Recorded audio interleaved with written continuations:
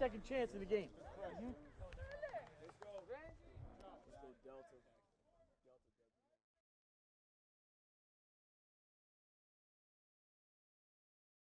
Hello, I'm Donald Herman, just retired football coach from Martha's Vineyard Regional High School. I'm here today to talk about stories of accountability, character building, and discipline. I do not believe there's any set formula for that to take place. It just kind of happens naturally over the course of your coaching career and your tenure while you're coaching at a specific school. I first got my start as a head football coach at Johnson High School, which is a public school in Savannah, Georgia. I took over a program that had not enjoyed much success. As a matter of fact, the 2 years prior to me going, had not won a single game in 2 years. Going there, we ended up winning one game in my first year, going 1-9. On that specific team, there was what I consider one of the top 3 athletes I've had the pleasure of coaching. And I say the word athlete because he had a bit of an attitude issue. He was probably the top player in the city that specific year, but he was causing some major issues with team chemistry. So I made a major decision at that specific time to remove the young man from the football team. He had missed some practices prior to that, and just the overall attitude of the team when he was not around was completely different than when he was there. And that really brought to my attention how I felt like he was actually bringing the team down. It was a tough decision, my first year as a head coach, removing a player like that from the team. But from that point on, once that was happening, he handled it pretty well. I will say that, he handled it very well. We went on to enjoy a tremendous end of the year, although we didn't win a game. We were losing with him, we also lost without him. But the old attitude of the entire team changed, and that led into us the following year going 7-3 in my second year. I just feel like team chemistry is huge, and through discipline and through, I just felt like that man learned a valuable lesson.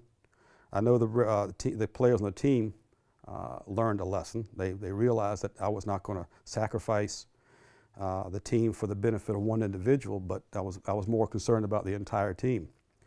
So what I have basically over my 31 years of being a head coach, 28 here at Martha's Vineyard, is a career worth of stories about how basically through the discipline that my coaching staff and I enforced or applied to our program, I think the accountability, the lessons the kids learn accountability just naturally, just from being exposed to our program.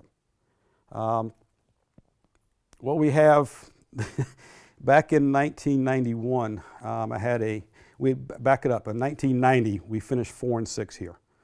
We were coming off a very good 9-1 football team season the year before. So off to 4-6, I had basically the same team back in 1991. I had a junior kid who was an integral part of the team. We were in summer sessions. He was dating an older woman who was going off to college. And he called me and wanted to know if I would allow him to miss a practice so that he could go over on the boat with his girlfriend as she was going off to college. And keep in mind, on Martha's Vineyard, in order to get to America, you have to take a 45-minute ferry boat ride. There are no bridges or tunnels from the vineyard. So I told the young man no. I said, just go to the boat, go to the steamship authority, give her a hug and kiss, and make sure you're at practice on time. Well, needless to say, the young man did not show up at practice. He decided to do his own thing, and he went to say goodbye and went over the boat with the girl. And he was scheduled to be a starter, possibly even a two-way starter for us. So I talked to the team about the situation. I was in a state where I was contemplating removing the young man from the team. But after calmer heads prevailed, and so what I ended up doing was providing an option for him to stay on the team with some manual labor. Now, some of the things I've done over the years now would probably get me fired, but because we live in a different type of society now than we did back even as far as the 90s, even 2000s. But that particular summer at the football field, they did not mow the grass. So the grass had grown to be about knee deep. So I gave the young man at the time a decision. He was either going to not play football or he was going to use one of the old-fashioned push mowers with the spinning choppers, and he was going to manually cut the grass and then rake the grass up. He decided to do that, and I said, you're not allowed to practice until this is done. So the custodians provided him the proper lawnmower that was needed, and it took him 2 days, working basically 7 to 8 hours a day in the hot sun to get it done. But he learned a valuable lesson that you don't lie to me. B, you have to be accountable, not just for yourself, but to your teammates. He came back, and at the time, I did not start him in the first game, but he did play, which happened to be the only game we did lose that specific year. We lost 6-0 that year. But I think with him cutting the grass and his teammates seeing that I was serious about having the kids at practice, we went on to enjoy a regular season, or actually a season record of 11-1, and winning out the school's first Super Bowl back in 1991. Respect for teachers. I'm a teacher, phys ed teacher. I'm a teacher first. My players know that I view the teachers are always right. If there's an issue with a player and a teacher, I'm going to listen to the teacher before I listen to the kid, and I'm going to always back up the teacher. We had a situation one year where a young man had been in the program for all 4 years, but had never been able to academically remain eligible. Report cards usually came out 2 days before our Island Cup rivalry game with Nantucket. And he, for some reason, could never maintain academic eligibility for his game against Nantucket. His senior year comes around, grades come out, he's eligible. He's our starting defensive tackle, he's having a great year. We're 9-1, we've got to go to Nantucket, they're 9-1. We had not won a football game on Nantucket in 20 years. The winner of that game wins the Mayflower League and gets the automatic berth into a Super Bowl, which for us would have been our back-to-back type situation. On a Tuesday or Wednesday of that week, I'm walking down the halls and I get called into a classroom, and I understand the young man had interfered with a teacher who was having issues with this player's girlfriend. The player butted in where he didn't belong. He actually swore at the teacher and kind of went off a little bit at the teacher. I made the decision right then and there that even though this player was an integral part of our team, very important, he was no longer a part of our program. So I told him that congratulations on being academically eligible, but you need to turn your stuff in, that you are no longer a part of the football program. And that was a tough decision. It was hard for him to take. I did remove him from the team, and you'll find out that we did go over and win the ball game in a tremendous come-from-behind win. But he and I still communicate. He knows that he did wrong and was willing and able to accept all the punishments and the tough decision that I had to make. We have an issue here with alcohol and some chemical substance. Years ago, when I first got here in 1988, some of my coaches thought that it would be good if we established a strict policy. And I'm old school. I was raised by a World War II vet, and we're taught basic lessons and way of life. And alcohol and chemical abuse, especially for teenagers, it's not legal. B, if you want to be a team member of mine, you're encouraged not to use it. So we set up a policy, basically a zero tolerance policy, and which is the state requirements here are if you have a confirmed case of violation, your first offense, 25% of your season, you're not eligible to play. We took it a step further, whereas if you got caught, confirmed case of a violation during the season, you were kicked off the team.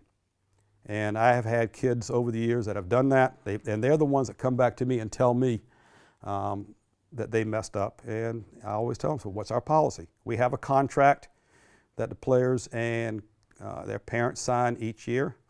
It states on there what our policy on that specific piece is. And unfortunately, like I said, I have had to remove players over the years for alcohol or chemical abuse situations. Back in 2000, we had an issue where 3 sophomores, Labor Day weekend, threw a party at a friend's house. The police got called. It was a tough situation because the stepfather of one of those players, should I say, was an assistant coach of mine. He's the one that called me and told me of the violation. But I stood fasted by my policy and removed all three, two of which were going to be starters on the varsity as sophomores, removed them from the team.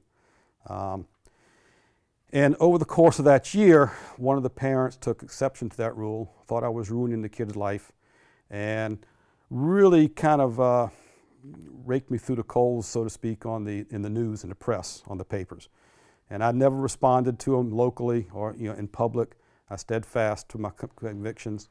And I will say, of all the kids I've had to kick off, all but one have come back to play. Some of them have been named captains in their senior years. So it's a lesson that they've learned.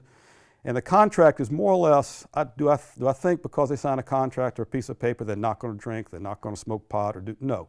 But it does give them an out. If they go to a party and where alcohol is present, they can always have the option of saying, I can't do this because if I get caught, I have something big to lose.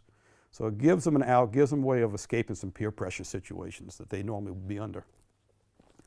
And here's an example of that one, the piece of in-season contract, rule number 1, and it's in bold on the paper that's signed up here, and this is exactly how it's read.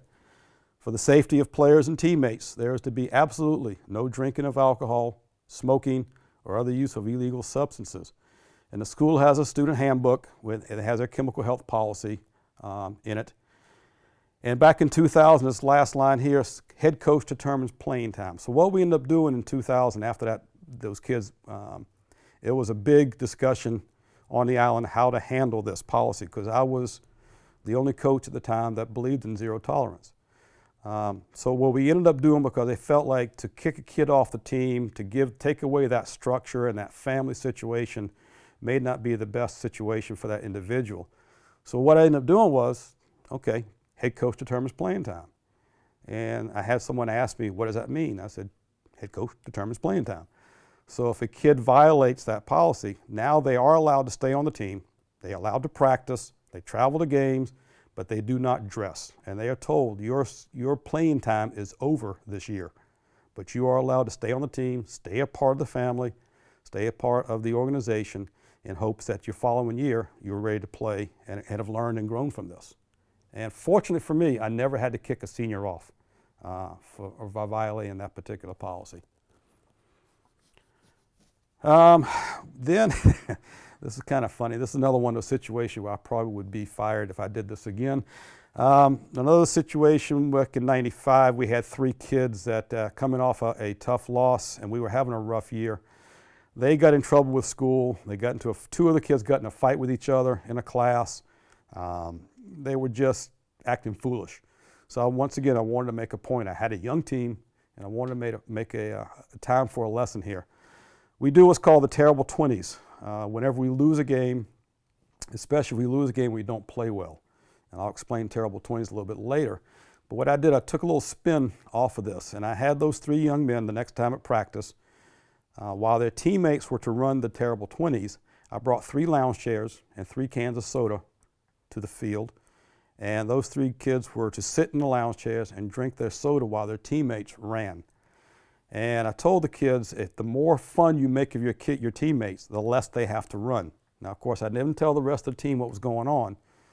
So as the kids were running their laps and being laughed at and made fun of, they didn't know what was going on. So after 2 kids started to run towards those 3 and getting ready to tear their heads off, I blew the whistle, pulled everybody together, and explained to them what was going on, that these kids' behavior was totally unacceptable and was bringing a negative impact to our football program and to them.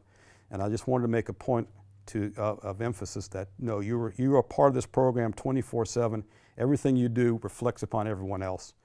And to this day, one in particular kid still comes up to me, and that was in the lounge chair. And I don't know if he calls it fond memories, but he remembers that lesson extremely well, and as if it happened yesterday. I didn't have to repeat that discipline ever again.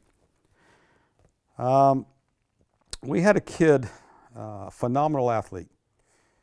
His nickname, we have a television company that covers our games, and they the announcers like to give all the players the various nicknames. And this one was called Teddy Ballgame.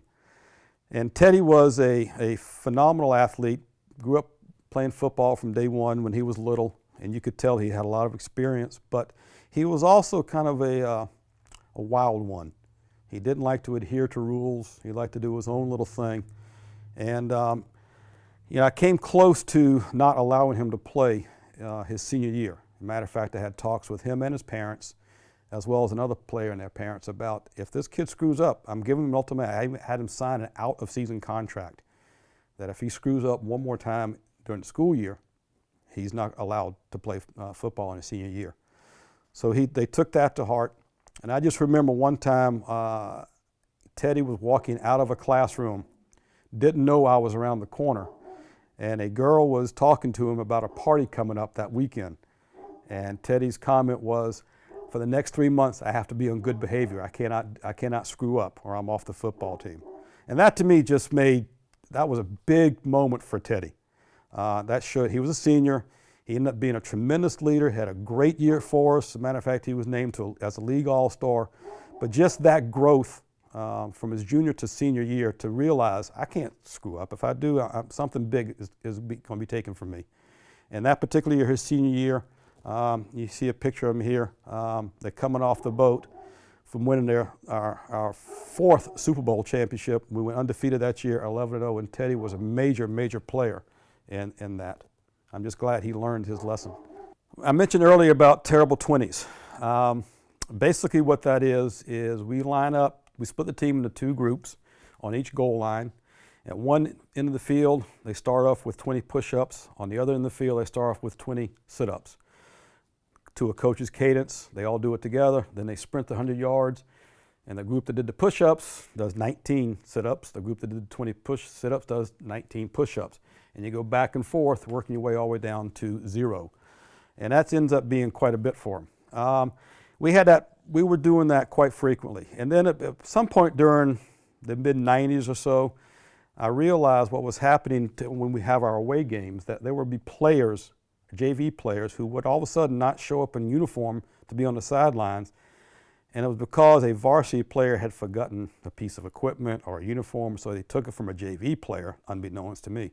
So I made a decision that if a varsity player forgot a piece of equipment, and once again, this is responsibility and ownership, that if they forgot something, they weren't going to take it from another player. They just weren't going to dress and play. So we're going into, I believe it was our 1999 season, the one I just referred to, and we're undefeated, and we're playing at Weston High School in Western Mass, and they're a very good program, and we knew that was going to be an extreme challenge for us, because we've had some great battles with them in the past. And I'm in the locker room, in a little office area, and the players really don't know where I am. And I hear 3 of my starters go up to one of my assistants and say, "Coach, we all brought the wrong jersey." And I'm thinking to myself, okay. I said, what is my policy? My own policy is if they're not going to take a jersey, even though the JV would have already played their game, I'm not going to let them take a jersey. It's ownership and maturity. I said, but how am I going to get out of my own rule? I'm thinking to myself, we really need to have these kids, but how am I going to do this? So it took me a few minutes, and I decided, okay, I came up with a plan. So I came out of the office, and the 3 kids came up. They're all heads down, all sheepish looking. They said, "Coach, we left our jerseys. They brought their white practice jersey as opposed to their white game jersey. Sort of looks similar, but different." So basically, I asked them, gave an option. I said, okay, this is what I'm going to do. I'm going to allow you to borrow a JV player because their game was already played. They weren't going to be dressed on the sideline. But the next practice, bring your team bag to practice with you. You're going to run the terrible 20s. I'm going to put rocks in your bag, and you're going to run the terrible 20s carrying your bag with rocks in it. So that became the terrible 20s with rocks. And we've continued that method over the years. Whenever someone really messes up, bring your bag. When they hear me say, "Bring your bag to practice," they know what that means. So they're getting a little extra. And then I had one individual, it's kind of funny. The superintendent at the schools here at the time had 3 sons. All 3 sons played football for me. One of which, unfortunately, I even had to kick off the team as a freshman. So kicking off the superintendent's son off the football team may raise some eyebrows, but everybody's treated the same. But this young man, Asil, as a senior, we're playing an away game, and I'm on the game field before the game, just talking to my coaches, and I see Asil running towards me out of the locker room. He's got everything except he doesn't have a jersey. So I said, what's going on? He goes, well, Coach, I've got a problem. I said, what's that? He said, my mom forgot to pack my jersey. I said, turn to Asil, I said, two things. You're not playing, and don't ever let me hear you say again that your mom forgot to pack your jersey. I said, it's not your mom's responsibility. Your mom's not playing the game. Your responsibility. Lesson learned. So he didn't play that game. And I think from now on he started to pack his own stuff. Hot Wheels. We had a kid that we do in a morning session, and we had another kid, kind of a conflicted kid. He was a practicing Buddhist playing football. So if you're a non-violent, non-believer, but you're playing in a violent game, but he was a very violent kid on the football field. So I'm not sure how he was a practicing Buddhist, how that managed, but it did. He left practice one morning in his truck, and we have a long stretch of road next to the practice field that doesn't get used very much, but he peeled out of the parking lot and was going extremely fast down this one road. And I don't think he realized that I was seeing or hearing him.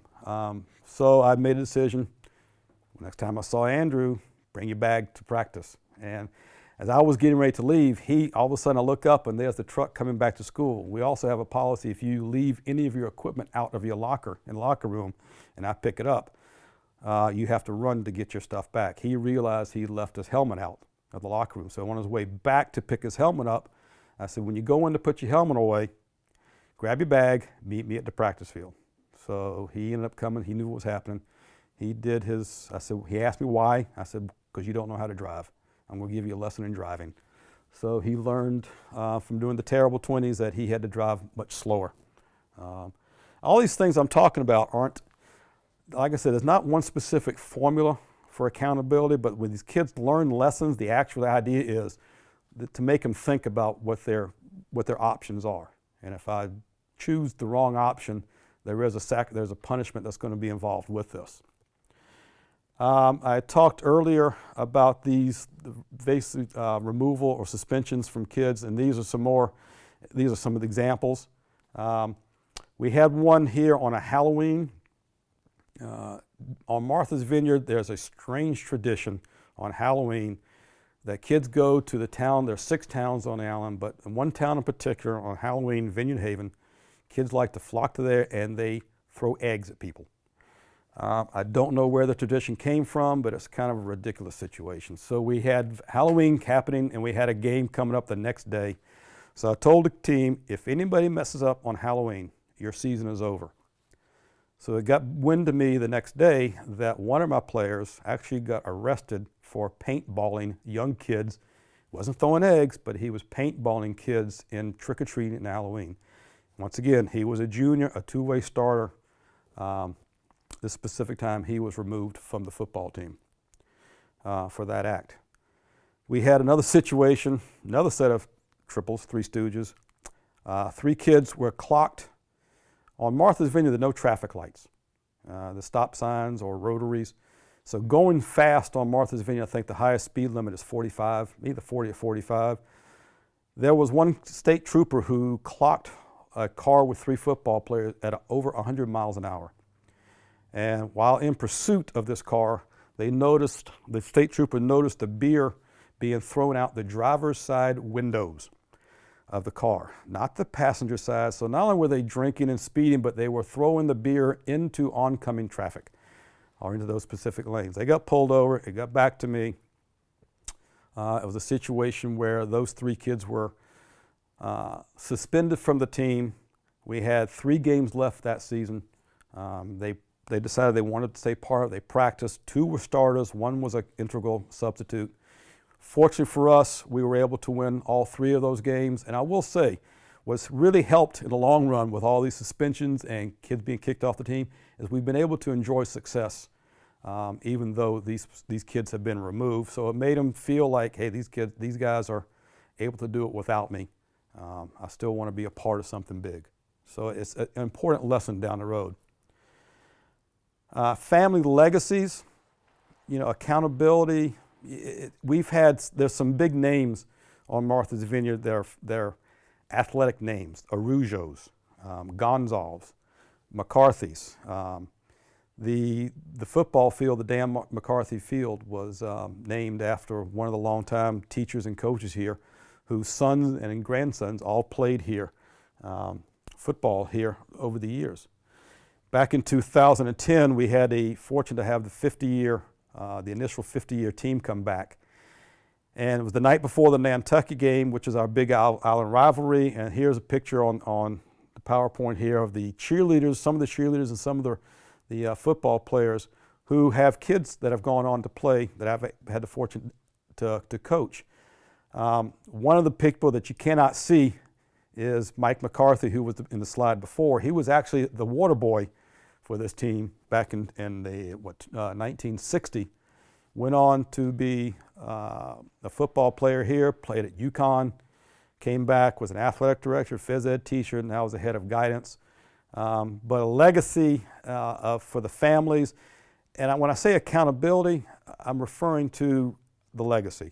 You know, you want to continue the tradition of your family name. You want to represent your family the best way you possibly can. And I will say that almost 100% of the kids that I've been able to coach whose parents or grandparents have also played for Martha's Vineyard have done a tremendous job of representing their family and continuing their legacy. If people that know me know that I am academics first.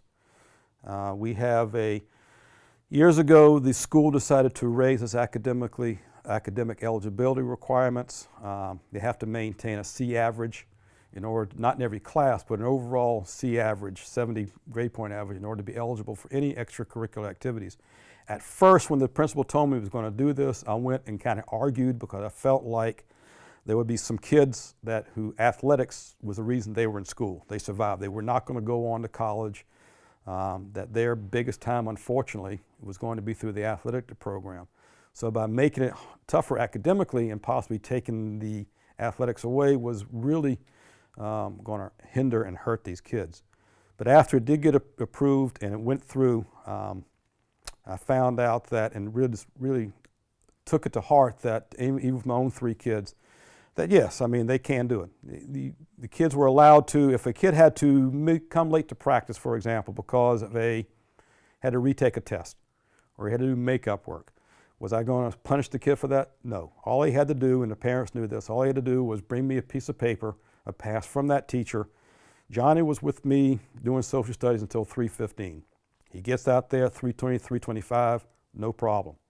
Now, if a kid has to come late to practice because he's being held for detention for behavior problems, then it's going to be double jeopardy. He's going to be in trouble with that teacher, and then when he comes out to practice late, he's going to be treated as if he came out to practice late, which is extra discipline. But I'm a real believer, and the faculty was very good with me, communicating with me as to the status of kids, about the student athlete. We have a kid here, Stuart, who at the Island Cup years ago, the Army, Marine Corps would do the American Rivalry Series, and they would present a player from each team who had the highest GPA with an award. And here's an example of the player and his parents being presented with that specific award. I've had former players on my team that have been valedictorians here at the school. We give out honor roll recognition awards. If a kid, our goal is to have as many kids make the honor roll during season, and it has been a steady thing that we have a higher percentage of kids make the honor roll in season than out of season. And I think a lot of that has to do with time management. They go to practice, they go home, they eat, they do their schoolwork, they go to school, they go to practice, they go home, they eat, they do schoolwork. It's structured. Whereas in having too much downtime, kids kind of have a tendency not to do their work. Accountability, I'm not exactly sure where this one falls in. I just think it's a very good story. We had a situation where every July we started doing a football camp where for grades 7 through 12, and we get a lot of off-island kids that would do our camp. And it'd be for 2 hours a day for a week. We provide the equipment, shoulder pads and helmets. So we had a kid one day, he was going to be a senior. Our camp had just finished. I have a summer job working at one of the beaches on Martha's Vineyard. I get to ride one of those ATVs up and down the beach. So it was one Sunday afternoon right after camp, and our football practice was still 2 weeks away from starting. So our school policy and our team rules had not really started to be enforced yet. But I look up and I see one of my potential seniors sitting literally within 10 yards of me, smoking a cigar and drinking a beer. And he's got his back to me, and he has to know I'm there because our ATVs make a little bit of noise as I'm pulling up. So I'm thinking to myself, I'm shaking my head, I said, this can't be what I'm seeing. So I saw him take another sip of beer, saw him take another puff out of a cigar. So I quietly got off my 4-track, approached the young man, and I've been known to yell from time to time, and let me tell you, when I realized what was going on, I kind of lost my temper, lost my cool, and I blew up at the kid. And he was 17 years old, he's smoking, he's drinking alcohol right in front of me. So needless to say, the calmest thing that happened was I removed him from the beach. Not physically, I told him to leave. But we have a senior meeting before every season when we issue out equipment. And so I'm having my senior meeting, and of course this kid is in the meeting. And I explained to the rest of the team what had taken place. And of course it's a small island, the players had already heard, and everyone was dying to find out what type of discipline I was going to enforce. Well, we have a set of tires that our defensive works on, and it's hard to get the lawnmower close to those tires. The grass kind of overgrows the tires. So for discipline for this young man for doing that was I gave him a pair of scissors, and his job was he couldn't practice until the grass had been cut by those tires. And of course everyone laughed. He thought I was kidding at first, but I was not kidding. I was very insulted by what he was doing and by his conduct. His uncle was actually an assistant coach of mine at the time, and he was even flabbergasted as to what his nephew did. Discipline, here's an example at practice in a game where you talk about keeping your eye on the ball and just doing the right things, fundamentals. We have an example, number 33 here in practice, a concentration catch drill we did. You can see his eyes are on the ball, focused, getting ready to catch the ball, tuck it away. The slide on the right is a game where we're playing a team, very good team that runs the option. And anybody that's ever coached a team against the option, you have to be disciplined, you have to do your job. Someone has to be on the fullback, somebody has to be on the quarterback, somebody has to be on the pitch. And if you think you're going to be independent and just do your own thing, big plays are going to happen. But you see the young man on the far right, he's also the same kid making the catch. He has his pitch responsibility. I don't believe you can see, but the ball is being pitched. But because he's disciplined and is applying what he's been taught through fundamentals of practice, he is going to cover the pitch man. And the play resulted in the pitch man being blown up and the ball being fumbled. And because this young man went to the pitch, the ball being put on the ground, we actually recovered the fumble and went on to score a touchdown. My last year, this is a very important, very dear to me. Kid named Jacob was a 4-year starter for us. Rarely did I have freshmen start for us, but this young man, midway through the season as a freshman, due to injuries and whatnot, became a safety, started for us. Great athlete. As a junior, set a single season touchdown record for pass receptions. He's a senior this year. He's a captain. He's a great athlete, baseball player, probably wants to go and play baseball in college. Midway through the season, I had lunch duty, and I had an assistant principal come up to me during lunch and said, "Coach, I have to tell you, Jacob is messing up, and another player is messing up." I said, "What do you mean, Sil?" "Well, they've cut a couple of classes." I said, "Really?" I said, "Why is this the first I've heard of this?" So it just ironically, last period of that specific day, and it was on a Wednesday, midway through the week, and we had a league game coming up, and we were in contention for a league championship at the time. I get a phone call from the same assistant principal. "Coach, I hate to tell you, those two same students were not in their last period class today." I said, "Okay." So literally this is their third cut, but they're only being caught in trouble by the school for one.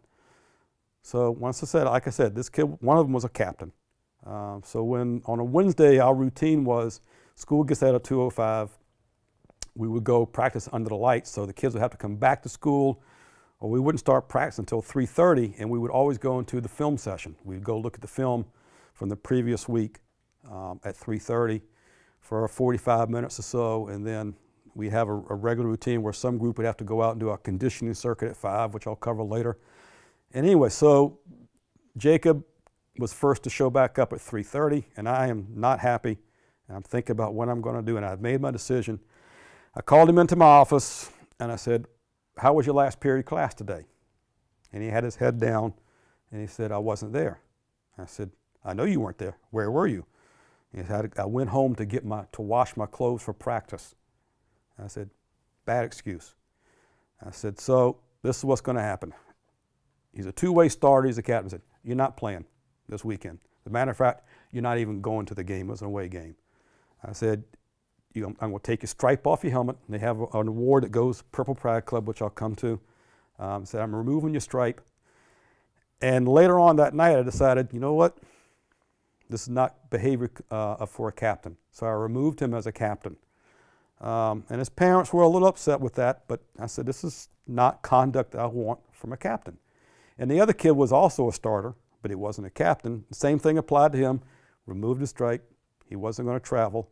Big league game, like I said. We did lose that specific game. But what I came back to was, okay, this kid has never made the honor roll before. So I made the decision. I told him, I said, "Okay, Jacob, you want to be a captain? Grades come out, make the honor roll. I'll reinstate you as a captain." So after they came back and they had to run their terrible 20s several days, not just one, several days with rocks the following week before they could be reinstated as starters. The report cards come out, or the grades come out. Lo and behold, Jacob makes the honor roll. First time ever. And happened to be the night that we were playing and we were having senior recognition. So at the team meeting we had, Jacob did not know results. I announced at the team meeting, "Jacob, your honor roll, welcome back to being a captain." I said, "Do me a favor, when you're in line with your parents tonight, just turn over and tell them, I made the honor roll, I'm a captain." So he went on, he got his captainship, but the bottom line was he made the honor roll. He wanted something that was very important to him. There was a big challenge presented for him, something he had never accomplished. He applied himself. He was able to make the honor roll and got reinstated as a captain and went on to have a great senior year. And here's a picture of the two of us after our last game together, my last game on Nantucket, in which we won. He's holding the Island Cup trophy, and that's a great moment for me and one of my proudest moments.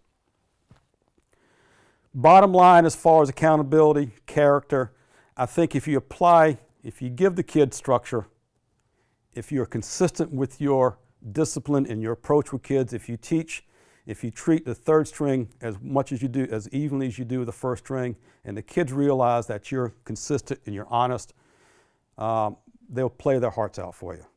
We preach love to each other. We don't hesitate to tell a kid we love you. We don't hesitate to hug a kid. I think it's very important for the players to see that genuine emotion from their coaches towards them, and admit your mistakes. I've gone several times when I've told kids, we lost this game not because of you, but I did a poor job coaching. I did a poor job preparing you for the game. It's my fault that we lost this ball game, not yours. And believe me, I take losses big time. Just ask my wife. I'm not pleasant to be around the week after we lose a game. But I think if you're genuine, if you're honest with the kids, they respect you, and they will fight for you. And I think the biggest part is be consistent, show them you love them, and admit your mistakes to the kids, and you have a tremendous shot of being successful. And once again, this is a picture that was drawn in going to my first Island Cup game. Somebody in the newspaper, the fans take a boat to Nantucket. So we're here onward going to Nantucket, in which we did lose. That was my first experience. Once again, I'm Donald Herman. Here's my contact information if you ever feel like you would like to reach out. Herman MV from Martha's Vineyard at Comcast.net.